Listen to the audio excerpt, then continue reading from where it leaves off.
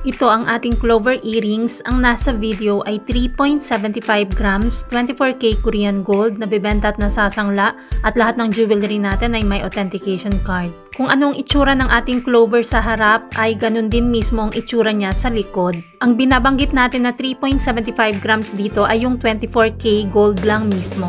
Ibig sabihin lampas ito ng 3.75 grams dahil meron pa siyang 18K one touch na bilog sa taas at syempre nakabukod din ang weight ng bato mismo. Yung batong tinatawag natin ay yung color black na nasa gitna ng clover.